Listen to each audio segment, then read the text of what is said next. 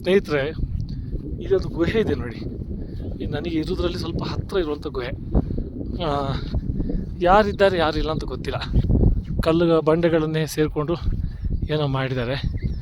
ಈಗ ಒಳಗೆ ಹೋಗಬೇಕು ಅಂತ ಇದೆ. ಯಾರಾದ್ರು ಇದ್ದೆ ನೋಡಿ, ಇಲ್ಲೆಲ್ಲ ಬಟ್ಟೆ ಎಲ್ಲ ಹಾಕಿದ್ದಾರೆ ಅವ್ರದ್ದು. ಒಳಗೆ ಹೋಗುವಂತ ನನಗೆ ಅನ್ನಿಸ್ತದೆ.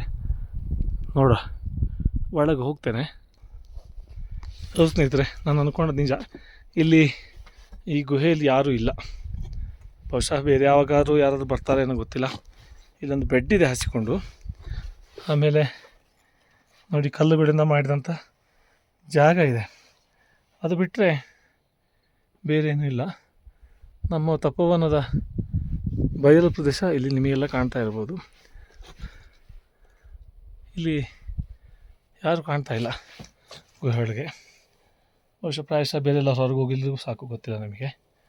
ಓಕೆ, ಥ್ಯಾಂಕ್ ಯು ವೆರಿ ಮಚ್ಚು.